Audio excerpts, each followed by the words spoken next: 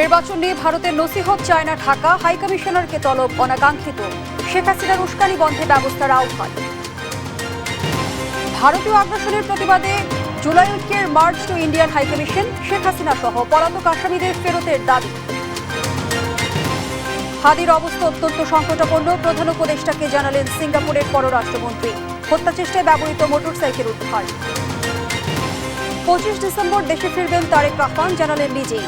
বিদায় জানাতে লন্ডনে বিমানবন্দরে ভিড় না করার অনুরোধ। এবং বিদেশে শ্রমশক্তি রপ্তানিতে বড় বাধা দালালদের প্রতারণা, বললেন প্রধান উপদেষ্টা। সংকট নিরসনে কাজ করছে সরকার। এই অবস্থায় পড়তে না চাইলে ব্যবহার করুন rainbow damp protector. Elastomeric emulsion থাকায় দেয়াল থাকে damp proof rainbow paints, colour of joy. সংবাদপ্রাতে দেখছিলেন সুপার বোর্ড সংবাদ শিরোনাম, সাথে আছি আমি ফারনাজ জুই।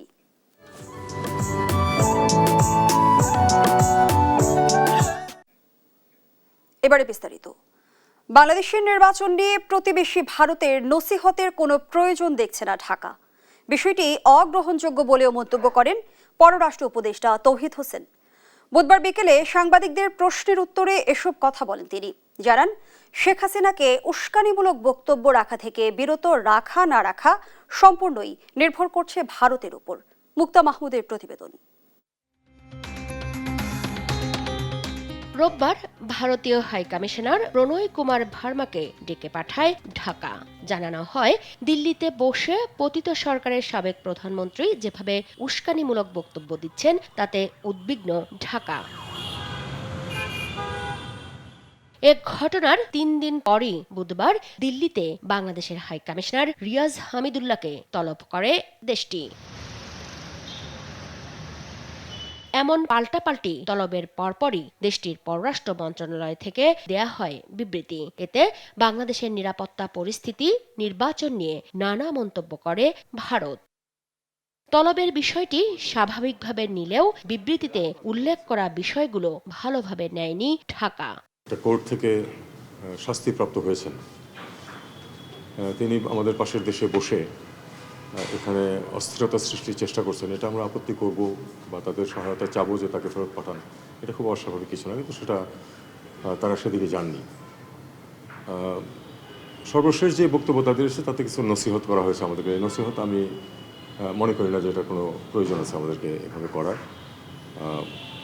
আমরা বাংলাদেশে নির্বাচন কেমন হবে এটা নিয়ে আমরা আমাদের প্রতিবেশীদের উপদেশ চাই।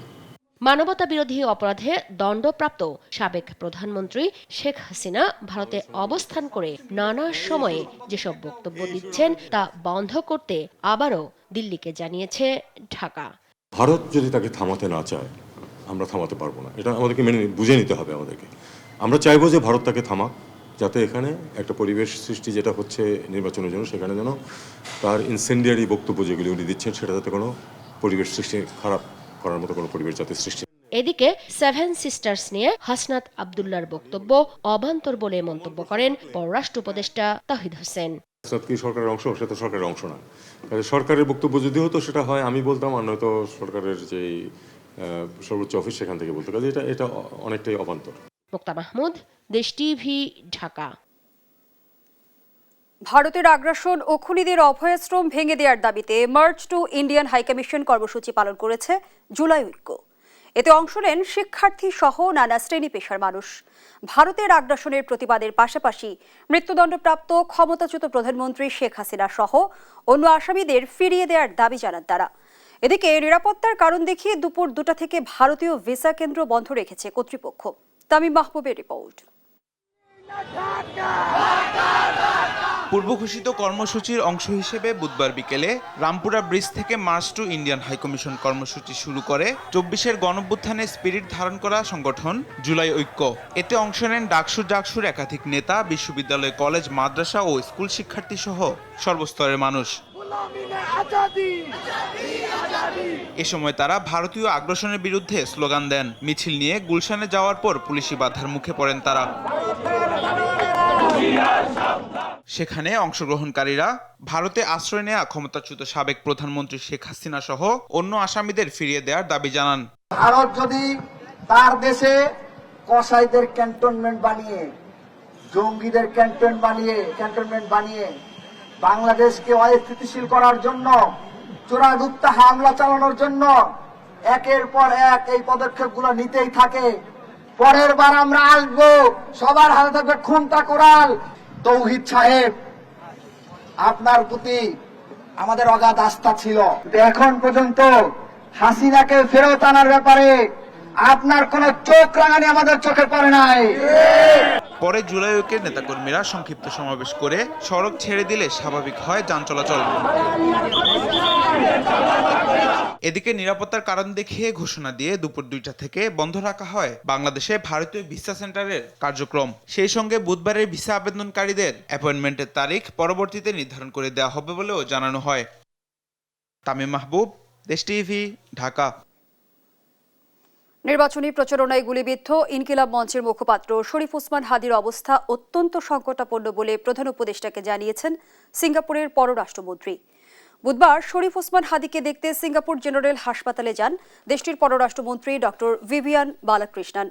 সেখান থেকে ফিরে রাতে প্রধান উপদেষ্টাকে হাদির সর্বশেষ শারীরিক পরিস্থিতি ও চিকিৎসা কার্যক্রম সম্পর্কে তাকে অবহিত করেন তিনি। এ সময় তিনি জানান, হাদির অবস্থা অত্যন্ত সংকটাপন্ন। এ নিয়ে প্রধান উপদেষ্টা দেশবাসীকে শান্ত থাকার আহ্বান জানিয়ে হাদির জন্য দোয়া ও প্রার্থনার অনুরোধ জানিয়েছেন। সিঙ্গাপুরের জেনারেল হাসপাতালে চিকিৎসাধীন শরীফ ওসমান হাদির ব্রেন সক্রিয় করার জন্য অপারেশন প্রয়োজন। এজন্য তার শারীরিক অবস্থায় স্থিতিশীল হতে হবে। এখন তার মস্তিষ্কে স্কোমিয়া বাড়ায় অবস্থা সংকটজনক বলে জানিয়েছেন চিকিৎসকরা। এদিকে সাভারের একটি রিসোর্টে বসে হাদিকে হত্যার পরিকল্পনা হয় এমন খবরে সেখানে অভিযান চালিয়েছে পুলিশ। এ ঘটনায় শুটার ফয়সালের মা বাবা আদালতে স্বীকারোক্তিমূলক জবানবন্দি দিয়েছেন। ফেরদৌস রহমানের রিপোর্ট। গেল শুক্রবার দুপুরে রাজধানীর বিজয়নগর এলাকায় দুর্বৃত্তদের গুলিতে জীবন মৃত্যুর সন্ধিক্ষণে ইনকিলাব মঞ্চের আহ্বায়ক শরীফ ওসমান হাদি পরে ঢাকা মেডিকেল এভারকেয়ার হাসপাতাল ঘুরে উন্নত চিকিৎসার জন্য সোমবার নেওয়া হয় সিঙ্গাপুরে। আমরা জানতে পেরেছি যে তার চিকিৎসাটা সিঙ্গাপুর জেনারেল হসপিটালে চলমান থাকবে এবং কনজারভেটিভ ম্যানেজমেন্টে চলবে। পরবর্তীতে প্রতিদিনই তার ইনভেস্টিগেশন গুলো করে তার রেগুলার ফলো আপ করা হবে। সিঙ্গাপুর জেনারেল হাসপাতালে চিকিৎসাধীন হাদির স্বাস্থ্য পরিস্থিতি নিয়ে ফেসবুক পোস্ট দিয়েছে ইনকিলাব মঞ্চ। এতে বলা হয়, শরীরের অন্যান্য অঙ্গের সঙ্গে সংযোগ স্থাপনে ব্রেনে অপারেশন করতে হবে। এজন্য তার শরীরকে প্রথমে স্থিতিশীল করতে হবে। এদিকে হাদিকে হত্যার পরিকল্পনায় গোপন বৈঠকের সূত্র ধরে আমিন মধুমতি মডেল টাউনের গ্রিন জোন রিসোর্টে অভিযান চালিয়েছে পুলিশ। শুক্রবার ভোরে প্রায় 3.5 ঘন্টা গোপন বৈঠক করে দুর্বৃত্তরা মিরপুরের জনৈক আলমগীর হোসেন সহ 4 জন বৈঠকে অংশ নেয়। ডিএমপি তদন্ত করতেছে, আমরা জানি পুলিশ আসছিল, আমরা হেল্প করছি। ওখানে যারা তদন্তকারী আসছিল তারা তদন্তকারী যে সংস্থা ছিল তাদেরকে যা হেল্প করা দরকার করতেছে। যে গুলি করছিল সে আসছিল কিনা আমি আসলে এই ব্যাপারে পুনরাগত তথ্য দিতে পারবো না। এটা যে তদন্তকারী অফিসার সাথে আলাপ করে নিতে হবে। হাদির উপর হামলায় ব্যবহৃত মোটরসাইকেল, হেলমেট ও ভুয়া নাম্বার প্লেট পরিত্যক্ত অবস্থায় উদ্ধার করেছে ডিএমপির সিটিটিসি ইউনিট। রোববার আগারগাঁওয়ের বনলতা আবাসিক এলাকা থেকে এসব উদ্ধার করা হয় বলে প্রেস বিজ্ঞপ্তিতে জানিয়েছে ডিএমপি। আর হাদি হত্যা চেষ্টা মামলার মূল আসামি ফয়সাল করিম মাসুদের বাবা মাকে গ্রেফতার করেছে র্যাব। মঙ্গলবার দিবাগত রাতে 1:30টার দিকে তাদের গ্রেফতারের কথা জানিয়েছে বাহিনীটি। ফেরদৌস রহমান, দেশ TV, Dhaka. BNP chairperson Khaleda জিয়ার শারীরিক অবস্থা এখনও অপরিবর্তিত। পুত্রবধূ ডাক্তার জুবাইদা রহমান নিয়মিত হাসপাতালে এসে মেডিকেল টিমের সঙ্গে চিকিৎসা তদারকি করছেন। মেডিকেল বোর্ড জানিয়েছে, বেশ কিছু পরীক্ষা নিরীক্ষা শেষে এখন প্রেসক্রাইব মেডিসিন নিতে পারছেন খালেদা জিয়া। এনআই নাহিদের রিপোর্ট। শারীরিক নানা জটিলতা নিয়ে 23 নভেম্বর থেকে রাজধানীর এভারকেয়ার হাসপাতালে চিকিৎসাধীন রয়েছেন BNP chairperson Begum Khaleda Zia. CCU থেকে আইসিইউতে স্থানান্তরিত খালেদা জিয়াকে রাখা হয়েছে ইলেকটিভ ভেন্টিলেশনে। বেশ কিছু পরীক্ষা নিরীক্ষা শেষে ডাক্তারের প্রেসক্রাইব করা মেডিসিন নিতে পারছেন তিনি। এতে প্রত্যাশিত সাড়াও মিলছে। চিকিৎসক বোর্ড জানায়, এখনও খালেদা জিয়া ভ্রমণে উপযোগী নন। এদিকে লন্ডন থেকে আসার পর থেকেই পুত্রবধূ ডাক্তার জুবাইদা রহমান প্রতিদিনই হাসপাতালে যাওয়া আসা করছেন। মেডিকেল বোর্ডের সঙ্গে নিয়মিত বৈঠক করে সার্বিক তত্ত্বাবধানে কাজ করছেন বেগম জিয়ার সুস্থতায়। এনআই নাহিদ, দেশ টিভি, ঢাকা। আগামী 25 ডিসেম্বর দেশে ফিরছেন বিএনপির ভারপ্রাপ্ত চেয়ারম্যান তারেক রহমান। মহান বিজয় দিবস উপলক্ষে যুক্তরাজ্য বিএনপি আয়োজিত আলোচনা সভায় নিজেই এ তথ্য জানান তিনি।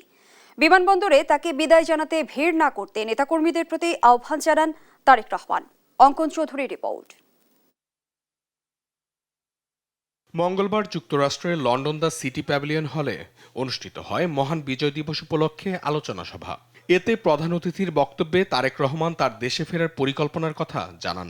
25 তারিখে ইনশাআল্লাহ আপনাদের দয়া আল্লাহর রহমতে আমি দেশে ফিরে যাব। তারেক রহমান বলেন, 25 ডিসেম্বর দেশে ফেরার দিন তাকে বিদায় জানাতে যেন প্রবাসীরা লন্ডন বিমানবন্দরে ভিড় না করেন।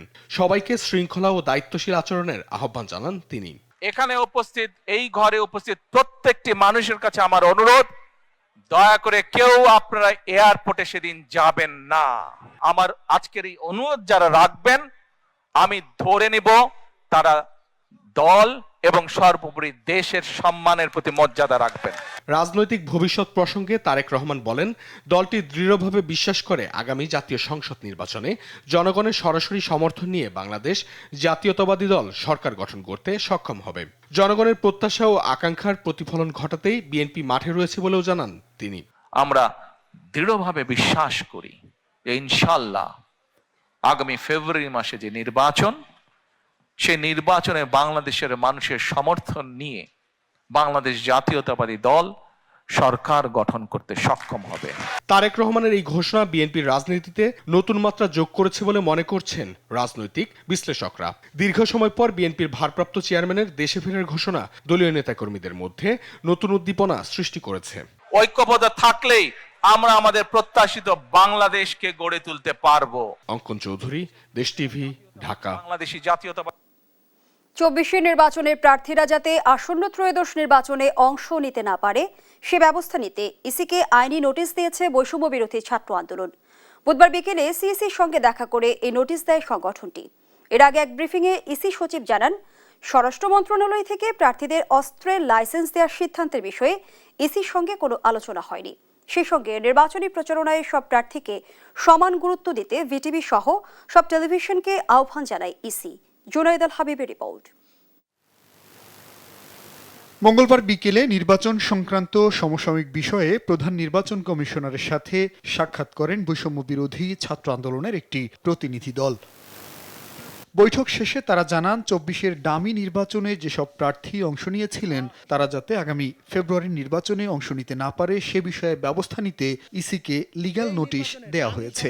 আগামী 7 দিনের মধ্যে কমিশন ব্যবস্থা না নিলে চূড়ান্ত আইনি লড়াইয়ের ঘোষণা দেন সংগঠনটির সভাপতি রিফাত রশিদ। বিশেষত যে 24-এর নির্বাচন রয়েছে, আমি ডামি নির্বাচন, সেই নির্বাচনে যারা নির্বাচিত হয়েছে অথবা নির্বাচন যে হয়নি কিন্তু এই ডামি নির্বাচনের মাধ্যমে ওই নির্বাচনকে বৈধতা দিয়েছে, তাদেরকে অবশ্যই আগামী নির্বাচনে অংশগ্রহণ করার ক্ষেত্রে বাধাগ্রস্ত করতে হবে। এর আগে ইসির সিনিয়র সচিব আক্তার আহমেদ জানিয়েছেন, ইইউর প্রায় 200 পর্যবেক্ষক আসবেন আগামী নির্বাচনে। এছাড়া স্বরাষ্ট্র মন্ত্রণালয় থেকে প্রার্থীদের অস্ত্রের লাইসেন্স দেওয়ার সিদ্ধান্তের বিষয়ে ইসির সঙ্গে কোনো আলোচনা হয়নি জানিয়ে সচিব বলেন, নিরাপত্তা ইস্যু বিবেচনায় প্রয়োজনে আচরণবিধিতে সংযোজন কিংবা বিয়োজন হতে পারে। এটার আপনি মাননীয় স্বরাষ্ট্র উপদেষ্টাকে প্রশ্নটা করলে বোধহয় আমার জন্য ভালো হয়, কারণ এটা না সবকিছুর এখতিয়ার হলেও উনি নিশ্চয়ই কোনো একটা প্রেক্ষাপটে আমার সাথে যেহেতু ওনার এই ব্যাপারে কোনো কথা হয়নি বা ওনাদের থেকেও কাজে আমি এর ব্যাখ্যাটা দিতে গেলে অপব্যাখ্যা হওয়ার সম্ভাবনা আছে। ওনারা এটা ভালো মনে করেছেন এবং এখানে তো আমরা সবাই নিশ্চয়ই একমত যে নিরাপত্তার বিষয়টা প্রাধান্য পাক। আচ্ছা, আর দ্বিতীয় জিনিসটা হচ্ছে এর সাথে আচরণবিধির আপাতত কোনো বিরোধী দেখছি না। যদি মনে করা হয় over the period of time আচরণবিধি এখানে কোনো জায়গায় সামান্য সংশোধন বা সংযোজন বা বিয়োজন বা অ্যাডজাস্টমেন্ট লাগবে, এটা করবো আমরা। ইউরোপিয়ান ইউনিয়ন আমাদের কাছে তারা নির্বাচনে কার্যক্রম পর্যবেক্ষণের জন্য একটা ডেলিগেশন পাঠাবেন বিভিন্ন সময়ে over the period of time. 175 থেকে 200 জনের মতন আসবেন। এদিকে আগামী নির্বাচনে বাংলাদেশ টেলিভিশন সহ সব বেসরকারি টেলিভিশন চ্যানেলকে নির্বাচনী প্রচার সম্প্রচারে সব প্রার্থীকে সমান সুযোগ নিশ্চিতের আহ্বান জানায় ইসি। জুনাইদ আল হাবিব, দেশ টিভি, ঢাকা। সার্বিকভাবে দেশের নিরাপত্তা পরিস্থিতি নিয়ে কোনো ধরনের শঙ্কা নেই বলে মন্তব্য করেছেন স্বরাষ্ট্র উপদেষ্টা জাহাঙ্গীর আলম চৌধুরী। বুধবার দুপুর 2:30টার দিকে বিকেএমইএ ভবনের নিচতলায় জেলা পুলিশ ও ইন্ডাস্ট্রিয়াল পুলিশের কাছে 6টি লেগুনা হস্তান্তর অনুষ্ঠানে একথা বলেন তিনি। এ সময় নিরাপত্তার শঙ্কায় এক প্রার্থীর নির্বাচন থেকে সরে যাওয়া প্রসঙ্গে উপদেষ্টা বলেন, কোন প্রার্থী কেন নির্বাচনে অংশ নেবে না তার সম্পূর্ণ তার ব্যক্তিগত সিদ্ধান্ত। এ সময় ওসমান হাদির জন্য দোয়া চান তিনি। কে নির্বাচন করবে, কে নির্বাচন করবে না, সে কি জন্য করবে না, কেন করবে না, এটা তার যার ব্যক্তিগত। এটা ব্যতীত তো আমাদের তো বলার মতো কোনো কিছু নেই। শ্রমশক্তি রপ্তানিতে দালাল সিন্ডিকেটই বড় বাধা উল্লেখ করে প্রধান উপদেষ্টা বলেছেন, প্রতারণা ঠেকাতে এ খাতকে দালাল মুক্ত করা জরুরি। আন্তর্জাতিক অভিবাসী দিবসের অনুষ্ঠানে একথা বলেন তিনি। আর প্রবাসী কল্যাণ উপদেষ্টা আসিফ নজরুলের আশা, রাজনৈতিক সরকার ক্ষমতা এলে প্রবাসীদের উন্নয়নে আরও পরিকল্পনা গ্রহণ করবে। আরও জানাচ্ছেন এনআই নাহিদ। মন্ত্রণালয়ের সম্মানিত আন্তর্জাতিক অভিবাসী দিবস উপলক্ষে রাজধানীর ওসমানী স্মৃতি মিলনায়তনে আয়োজিত অনুষ্ঠান। এতে উপস্থিত ছিলেন অন্তর্বর্তী সরকারের প্রধান উপদেষ্টা ডক্টর মোহাম্মদ ইউনুস, প্রবাসী কল্যাণ উপদেষ্টা আসিফ নজরুল সহ অন্যরা। প্রধান অতিথির বক্তব্যে প্রধান উপদেষ্টা বলেন, বিদেশে শ্রমশক্তি রপ্তানিতে সবচেয়ে বড় বাধা দালালদের সিন্ডিকেট। এর থেকে বিদেশ গমন প্রক্রিয়াকে মুক্ত করা জরুরি বলে মনে করেন তিনি। এটা করতে গিয়ে দেখা গেল দালালি, সিন্ডিকেট, কে কার টাকা মেরেছে, আসলে ঘটনা অত পরিষ্কার না। পুরা জগৎটাই হলো দালাল বেষ্টিত জগৎ। আসল খবর কার কাছে বোঝা মুশকিল, কে কার থেকে কি কারণে টাকা নিচ্ছে বোঝা মুশকিল। সরকার অনেক দূরে এটার থেকে, ভেতরে ঢোকার ক্ষমতা সরকারের নাই, এখনো হয়নি, আশা করি একদিন হবে। এই হলো মানুষ যারা বিদেশ যেতে চাচ্ছে তাদের কপাল। অনুষ্ঠানে প্রবাসী কল্যাণ উপদেষ্টা আসিফ নজরুল রেমিটেন্স যোদ্ধাদের জন্য প্রবাসী কল্যাণ মন্ত্রণালয় নেয়ার নানা পরিকল্পনা তুলে ধরেন। জানান, শ্রমবাজার সম্প্রসারণে কাজ করছে অন্তর্বর্তীকালীন সরকার। স্থানীয়ভাবে আমরা কাতার, ওমান, সৌদি আরব, সংযুক্ত আমিরাত, কুয়েতে অলরেডি ল ফার্ম নিয়োগ করেছি। অন্যান্য দেশে সম্প্রসারণ করার চেষ্টা করছি। দ্বিপাক্ষিক আলোচনার মাধ্যমে সৌদি আরব, জর্ডান, ইরাক এবং ওমানে অনিয়মিত যারা নারী শ্রমিক আছে তাদেরকে নিয়মিত করার ব্যবস্থা করেছি। এবারের নির্বাচনে ভোট দেওয়ার জন্য এখন পর্যন্ত 50 লাখ প্রবাসী নিবন্ধন করেছেন বলেও জানিয়েছেন প্রবাসী কল্যাণ উপদেষ্টা। এনআই নাহিদ, দেশ টিভি, ঢাকা। দেখছেন সংবাদ রাত। স্কিন কোটেড ইনসুলেশন আগুন প্রতিরোধী, তাই ড্রিম হাউস স্কুল প্রজেক্ট হোক বা লাইফ প্রজেক্ট, সব রাখে সর্বাধিক নিরাপত্তায় সব সময়। বিজলি কেবলস, নিরাপদ আজীবন।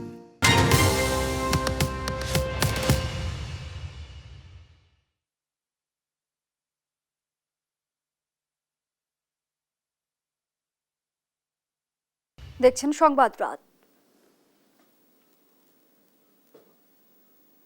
রাজধানীর লালবাগের চেয়ারম্যান ঘাটে ভয়াবহ আগুনে পুড়ে গেছে একটি প্লাস্টিক গুদাম। দুপুর 1:30টার দিকে লাগা আগুন প্রায় 2.5 ঘন্টার চেষ্টায় নিয়ন্ত্রণে আনে ফায়ার সার্ভিস। এতে হতাহতের খবর পাওয়া যায়নি, তবে কি পরিমাণ ক্ষয়ক্ষতি হয়েছে তা তাৎক্ষণিক জানা যায়নি। হাসানুল মাহমুদ ও অঙ্কন চৌধুরীর সহায়তায় জানাচ্ছেন তামিম মাহবুব।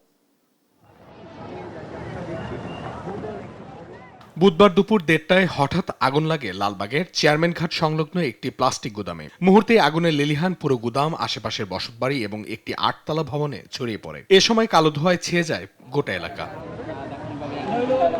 আগুন নিয়ন্ত্রণ করতে কাজ করে ফায়ার সার্ভিসের 11টি ইউনিট। বিকেল 4টার দিকে আগুন নিয়ন্ত্রণে আসে। আগুনে পুড়ে গেছে প্লাস্টিক কারখানাটি, পাশের একাধিক টিনের ঘর ও কারখানা, এমনকি একটি 8তলা ভবনেরও অংশ। আমরা বের হইতে 1 সেকেন্ডও যায়নি, মিনিটের মধ্যে আমাদের রুম পুরো অন্ধকার হয়ে গেছে। আশেপাশে মানুষ কইতাছে আগুন নিবান, আগুন নিবান। তখন আমি নিচে তাকাইছি, জানালা দিয়া নিচে তাকানোর পর দেখতেছি যে আস্তে আস্তে ধোঁয়া ছুটতেছে। পল্লিকা কিছু দেখা যায় না ভাই, কিছু দেখা যায় না। কেমনে কইতে পারি না, আল্লাহ যে আমার বুকে আমার সন্তান আনছে আমি জানি না। আগুন ছড়িয়ে পড়ায় আতঙ্কে আশেপাশের বিভিন্ন রাস্তা ও ভবনের ছাদে আশ্রয় নেয় বাসিন্দারা। একটা বিল্ডিং এর সাথে আরেকটা বিল্ডিং লাগানো, যার কারণে আগুনও খুব দ্রুত ছড়িয়ে যেতেছে। অনেক আগেই শুনছি ফায়ার সার্ভিস আসা শুরু করছে, কিন্তু এখানে পৌঁছতে অনেক দেরি হয়ে গেছে। ফায়ার সার্ভিস জানায় এসব ভবনে অগ্নি নিরাপত্তায় কোনো বালাই ছিল না। সেই সঙ্গে প্রচুর পরিমাণে প্লাস্টিক পণ্য গুদামে থাকায় আগুন নেভাতে বেগ পেতে হয়। আমাদের ফায়ার ফাইটাররা এখনো ভিতরে আছে, তারা কাজ করতেছে। অগ্নি নির্বাপন শেষে আমরা টোটাল এলাকাকে সার্চ করব, এরপর আমরা বলতে পারবো আসলে কি কারণে আগুন লেগেছে এবং আগুন লাগার ক্ষয়ক্ষতি। ঘিঞ্জি ও অপরিকল্পিত নগরায়নে ভয়াবহ চিত্র আবারও সামনে আনলো লালবাগের এই অগ্নিকাণ্ড। বড় প্রাণহানি এড়ানো গেলেও এমন ঝুঁকিপূর্ণ এলাকায় নিরাপত্তার শঙ্কা জানিয়ে ভবন ব্যবস্থাপনায় কার্যকর পদক্ষেপ চান স্থানীয়রা। অঙ্কন চৌধুরী, দেশ টিভি, ঢাকা। গুম এবং শতাধিক হত্যা মামলায় সাবেক সেনা কর্মকর্তা জিয়াউল আহসানের বিরুদ্ধে আনুষ্ঠানিক অভিযোগ আমলে নিয়েছেন আন্তর্জাতিক অপরাধ ট্রাইব্যুনাল। চিফ প্রসিকিউটর জানান, আসামির বিরুদ্ধে বিএনপি নেতা চৌধুরী আলম, ইলিয়াস আলী, সাজিদুল হক সুমন, সালাউদ্দিন আহমদ সহ ৩ শতাধিক ব্যক্তিকে গুম করে হত্যার সংশ্লিষ্টতা মিলেছে। গুম খুনের অসাধারণ দক্ষতার কারণেই নিয়ম বহির্ভূতভাবে পদোন্নতি দেওয়া হয় জিয়াউল আহসানকে। সাবরিনা মজুমদারের রিপোর্ট। বুধবার শতাধিক ব্যক্তিকে গুমের পর হত্যা মামলায় আন্তর্জাতিক অপরাধ ট্রাইব্যুনালে আনুষ্ঠানিক অভিযোগপত্র দাখিল করেছে প্রসিকিউশন। এর মধ্যে গাজীপুরে ৩ জনকে হত্যা এবং বরগুনার পাথরঘাটার চরদুয়ানিতে নিয়ে ৫০ জনকে হত্যার 2টি অভিযোগ আছে। প্রসিকিউশন বলছে, গুমের মাস্টারমাইন্ড ছিলেন সাবেক মেজর জেনারেল জিয়াউল আহসান। তার বিরুদ্ধে অন্তত ৫০০ জনকে গুম, নির্যাতন ও হত্যার তথ্য পেয়েছেন তারা। এছাড়া জিয়াউল আহসানের বিরুদ্ধে সুন্দরবন এলাকায় জলদস্যু দমনের নামে বন্দুক যুদ্ধের নাটক সাজিয়ে বেশ কয়েকজনকে হত্যার আরেকটি অভিযোগও দাখিল করেছে প্রসিকিউশন। কয়েকটি অপারেশন করেছিলেন বনদস্যুদের দমনের নামে, একটা অপারেশন নিশানখালী, অপারেশন কটকা, অপারেশন মরাভোলা। এই 3টি অপারেশনে ভিন্ন ভিন্ন সময়ে তারা সাংবাদিককে নিয়ে গেছে, হেলিকপ্টার নিয়ে গেছে দেখানোর জন্য যে আমরা অপারেশন চালিয়ে সুন্দরবনে বনদস্যু হত্যা করছি। কিন্তু এই অপারেশনগুলোর আড়ালে তারা বিভিন্ন সময়ে গুম করে রাখা মানুষদেরকে সাথে নিয়ে যেত। 2 জন বনদস্যু থাকতো, 8 জন হয়তো এরকম মানুষ যাদেরকে গুম করা হয়েছে তাদেরকে নিয়ে যাওয়া হতো ট্রলার করে। নদী সাগরের মোহনার কাছে গিয়ে এই হতভাগ্য মানুষগুলোকে একই পদ্ধতিতে মাথায় বালিশ ঠেকিয়ে, বুকে বালিশ ঠেকিয়ে গুলি করে হত্যা করার পরে পেট ফেরে দিয়ে সিমেন্টের ব্লক, ইট বেঁধে দিয়ে এদেরকে লাশগুলো ফেলে দেওয়া হতো। চিফ প্রসিকিউটর বলেন, বিএনপি নেতা ইলিয়াস আলী, চৌধুরী আলম, সাজিদুল হক সুমন ও সালাউদ্দিন আহমেদকে গুম ও হত্যা সহ 2 শতাধিক মানুষকে হত্যার তথ্য প্রমাণ মিলেছে। রাজনৈতিক ভিন্ন মতাবলম্বী মানুষকে গুম করে ঢাকা থেকে তাদের বিভিন্ন মাইক্রোবাসে করে, বিভিন্ন গাড়িতে করে, জিপে করে, ডাবল ডেকারে করে চোখ হাত পা বেঁধে বরগুনার চরদুয়ানি নামক একটা ঘাট আছে, সেই ঘাটে নিয়ে যাওয়া হতো। গুম ও হত্যায় অসাধারণ দক্ষতার কারণে তাকে নিয়ম বহির্ভূতভাবে পদোন্নতি দেওয়া হয় বলেও জানায় চিফ প্রসিকিউটর। সাবরিনা মজুমদার, দেশ টিভি, ঢাকা। দেখছেন সংবাদ রাত।